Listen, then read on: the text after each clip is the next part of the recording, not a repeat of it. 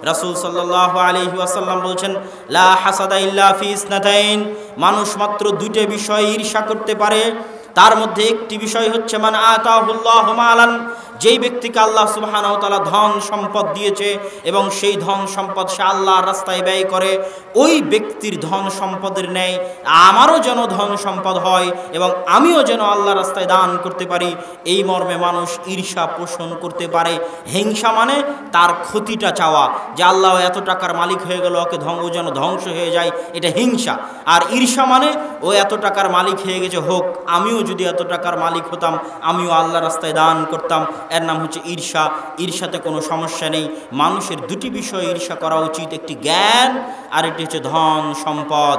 একটি জ্ঞান আর একটি হচ্ছে ধন সম্পদ, এই দুটি বিষয়ে মানুষের ঈর্ষা করা উচিত, কেননা এটা আল্লাহ সুবহানাহু ওয়া তাআলার দেওয়া দয়া এবং দান। সম্মানিত উপস্থিতি, এতক্ষণ যাবৎ আমরা দেখছিলাম যে ধন সম্পদ আল্লাহ সুবহানাহু ওয়া তাআলার দয়া এবং দান। আল্লাহ সুবহানাহু ওয়া তাআলার দয়া এবং দান বুঝাতে গিয়ে, ধন সম্পদের গুরুত্ব বলতে গিয়ে এই পয়েন্টের শেষ দিকে চলে এসেছি একটি হাদিস বলে। এই পয়েন্টকে শেষ করে পরের পয়েন্টে চলে যাব ইনশাআল্লাহ। একদা আইয়ুব আলাইহিস সালাতু ওয়াস সালাম ইয়াগতাসিলু উরিয়ানান, একদা আইয়ুব আলাইহিস সালাতু ওয়াস সালাম গোসল করছিলেন তার গোসলখানার মধ্যে। গোসলখানার মধ্যে যখন গোসল করছিলেন, খালরা আলাইহি জারাদুম মিনাদ যাহাবি, আসমান থেকে আমরা যে ফড়িং ধরি, ওই ফড়িংয়ের মতো করে স্বর্ণের দানা তার আশেপাশে পড়তে লাগলো। আইয়ুব আলাইহিস সালাতু ওয়াস সালাম গোসল বাদ দিয়ে সেই স্বর্ণের ফড়িং কুড়াতে গেলেন। তখন আল্লাহ সুবহানাহু ওয়া তাআলা, হাদিস সহিহ বুখারীর হাদিস, তখন আল্লাহ সুবহানাহু ওয়া তাআলা আইয়ুব আলাইহিস সালাতু ওয়াস সালামকে লক্ষ্য করে বলছেন, আলাম আকুন আগনিকা আম্মা তারা, হে আইয়ুব, তুমি যেই স্বর্ণ কুড়াতে যাচ্ছ, এই স্বর্ণ কুড়ানো থেকে আমি কি তোমাকে ধনী করে দেইনি? আমি কি তোমাকে এত টাকা পয়সার মালিক করে দেইনি যেই স্বর্ণ তোমাকে কুড়ানো লাগবে না? এই স্বর্ণের কাছে ছোট হয়ে ফকিরের মতো, মিসকিনের মতো স্বর্ণ কুড়ানো লাগবে না, এরকম ধন সম্পদের মালিক কি আমি তোমাকে করে দেইনি? আইয়ুব আলাইহিস সালাতু ওয়াস সালাম বললেন, বালা ইয়া রব, হ্যাঁ হে আমার প্রতিপালক, আপনি আমাকে ওই পরিমাণ সম্পদের মালিক করে দিয়েছেন যে এই আসমান থেকে পড়া এই স্বর্ণের ফড়িং, স্বর্ণের দানা কুড়ানোর আমার প্রয়োজন নাই, এই পরিমাণ আপনি আমাকে ধনী করে দিয়েছেন। তবে লা গিনা আলী আন বারাকাতিক, আমাকে যদি আপনি আরও ধনী করে দেন, আরও কোটিপতি করে দেন, আরও লাখপতি করে দেন, সারা পৃথিবীর সকল ধন সম্পদের মালিক করে দেন, তবুও সারা পৃথিবীর সকল ধন সম্পদের মালিক করে দেওয়ার পরেও আপনার রহমত এবং আপনার বরকতের আমি ভিখারি, আমি মিসকিন, আমি ফকির, সারা পৃথিবীর মালিক হয়ে গেল, পৃথিবীর সবচেয়ে বড় ধনী হয়ে গেল, আপনার রহমত এবং আপনার বরকতের সামনে আমি ফকির এবং মিসকিন। আর আসমান থেকে যেই স্বর্ণের মুদ্রা পড়ছে, স্বর্ণের ফড়িং পড়ছে, এটা আপনার দয়া, আপনার দান, আপনার রহমত। আমি আইয়ুব কেমনে নিজেকে টাকার মালিক মনে করে আপনার দয়া এবং আপনার দান থেকে মুখাপেক্ষী হতে পারি, এটা কোশ্চিনকালও আমার পক্ষে হওয়া সম্ভব নয়। আমি অহংকারী নই, আমি যতটুকুর মালিক এটাও আপনার দয়া। সারা পৃথিবীর মালিক হয়ে গেল, যদি আপনার একটা দয়া পাওয়ার সুযোগ থাকে, আমি নিজেকে ওই দয়ার সামনে ফকির দেখাতে চাই, ওই রহমতের সামনে মিসকিন দেখাতে চাই। ওই একটা টাকা, যে একটা টাকা আপনার দয়া এবং আপনার রহমত, তার সামনে আমি ফকির এবং মিসকিন। সম্মানিত উপস্থিতি, বহু যুবক আছে, তাদের এই হাদিস থেকে শিক্ষা নেওয়া উচিত। যারা অনার্স মাস্টার্স পাশ করার পর প্রেস্টিজের ভয়ে ইনকাম করতে নামে না, শুধু চাকরির প্রয়োজন, চাকরি ছাড়া তাদের কাছে রাস্তাঘাটে গিয়ে কাজ করা, বাজারে গিয়ে বাদাম বিক্রি করা, রিক্সা চালিয়ে টাকা ইনকাম করা, এগুলো তাদের প্রেস্টিজে বাধে। তাদেরকে মনে রাখতে হবে এমন কোনো উপায়, যেই উপায়ে একটা টাকা মানুষ হালাল উপায়ে ইনকাম করতে পারে। ওই একটা টাকা হালাল উপায়ে ইনকাম করা কার দয়া? কথা বলতে হবে, কার দয়া? আল্লাহর দয়া। আপনি যত বড় ডিগ্রিধারী হন, যত বড় অনার্স মাস্টার্স পাশকারী হন, একটা টাকা মাথার ঘাম পায়ে ফেলে উপার্জনের উপায় থাকলে ওই একটা টাকা উপার্জনের জন্য চেষ্টা করাই আল্লাহ সুবহানাহু ওয়া তাআলার আদেশ, চেষ্টা করাই আল্লাহ সুবহানাহু ওয়া তাআলার দয়া এবং আনুগত্যের কাছে আমাদের নত থাকার প্রমাণ। এমনটাই আল্লাহ সুবহানাহু ওয়া তাআলা পবিত্র কোরআন মাজিদে বলেছেন, ফাইদা কুজিয়াতিস সালাত ফান্তাশিরু ফিল আরজ ওয়াবতাগু মিন ফাজলিল্লাহ। দুনিয়ার মানুষ, যখন তোমাদের সালাত শেষ হয়ে যায়, তখন ঘরে তোমরা বসে থাকিও না, ঘরে কম্বল মুড়ি দিয়ে চাদর মুড়ি দিয়ে বসে থাকো না, মোবাইল নিয়ে সময় নষ্ট করো না, ফেসবুক ইউটিউব টুইটারে সময় নষ্ট করো না, ভিডিও গেমে সময় নষ্ট করো না, জুয়ায় সময় নষ্ট করো না, মদের আড্ডায় সময় নষ্ট করো না। যখন তোমাদের সালাত শেষ হয়ে যাবে শুনে রাখো, ফান্তাশিরু ফিল আরজ, জমিনে ছড়িয়ে পড়ো। জমিনের প্রতি ইঞ্চি মাটিতে আল্লাহর দয়া আছে। 1 ইঞ্চি মাটিতে একটা ধান বপন করলে গাছ হবে, ওই প্রত্যেক ইঞ্চি মাটিতে আল্লাহর দয়া আছে।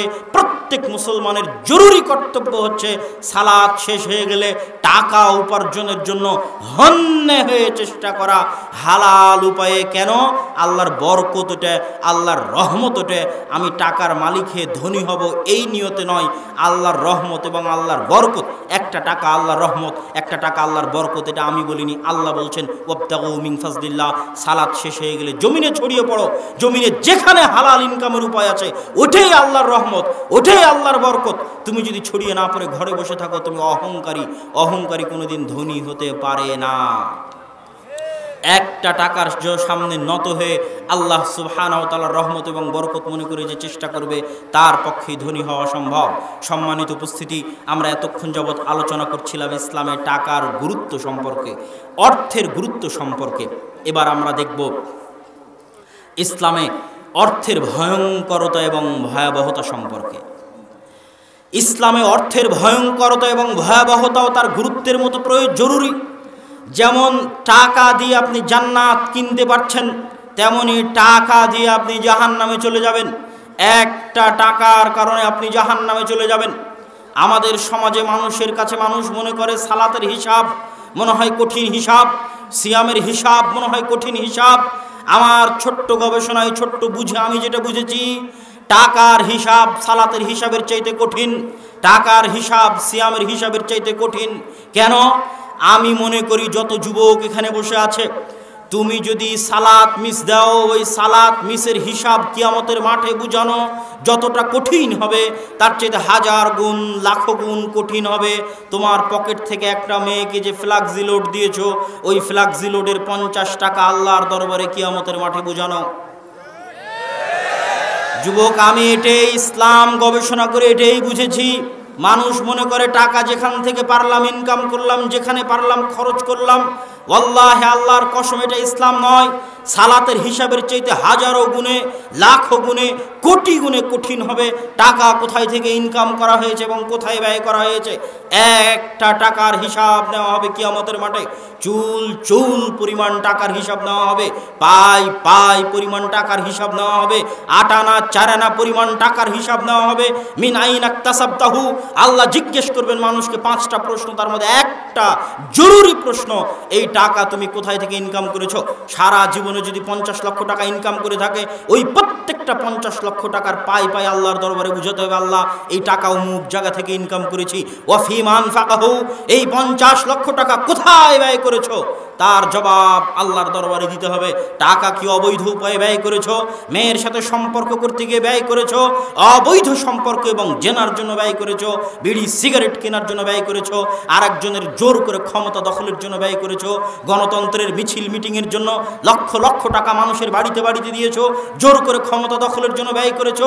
মানুষের কাছে টাকা যেন হাতের ময়লা, যে যেমন পারছে সে তেমন ইনকাম করছে, যে তেমন পারছে সে তেমন ব্যয় করছে। ভয়ঙ্কর অবস্থা হবে কিয়ামতের মাঠে। কেননা সালাত হচ্ছে আল্লাহর সাথে সম্পৃক্ত। আল্লাহ যদি বলে যাও ক্ষমা করে দিলাম, আল্লাহ সুবহানাহু ওয়া তাআলা ক্ষমা করতে পারে। কিন্তু আরেকজনের কাছ থেকে অন্যায় উপায়ে ইনকাম করা টাকা, অন্যায়ের পেছনে যদি ব্যয় করা হয়, সেটা যদি একটা টাকাও হয়, এর জবাব কিয়ামতের মাঠে মানুষের পক্ষে দেওয়া সম্ভব হবে না। এই একটা টাকা মানুষকে জাহান্নামে নিয়ে যাবে। সম্মানিত উপস্থিতি, ইসলামে টাকার ভয়ঙ্করতা এতটাই ভয়াবহ। রাসূল সাল্লাল্লাহু আলাইহি ওয়াসাল্লাম টাকার ভয়ঙ্করতা এবং টাকার ভয়াবহতা বুঝাতে গিয়ে রাসূল সাল্লাল্লাহু আলাইহি ওয়াসাল্লাম বলছেন, লা ইয়াদখুলুল জান্নাতা জাসাদুন গুযিয়া বিল হারাম, ওই শরীর জান্নাতে প্রবেশ করতে পারে না যেই শরীর গঠিত হয়েছে হারামের টাকায়। রাসূল সাল্লাল্লাহু আলাইহি ওয়াসাল্লাম বলেন, ইন্নাল্লাহা তাইয়্যিব লা ইয়াকবালু ইল্লা তাইয়্যিবা, আল্লাহ হচ্ছেন পবিত্র, তিনি পবিত্র ছাড়া কোনো কিছু গ্রহণ করে না। রাসূল সাল্লাল্লাহু আলাইহি ওয়াসাল্লাম বলেন, একজন ব্যক্তি আশআসার রাসি, ধুলো মলিন মাথা নিয়ে অনেক দূরত্বের পথ সফর করে কাবা ঘরে পৌঁছেছে। কাবা ঘরে পৌঁছে হাত তুলে বলছে, ইয়া রব, ইয়া রব।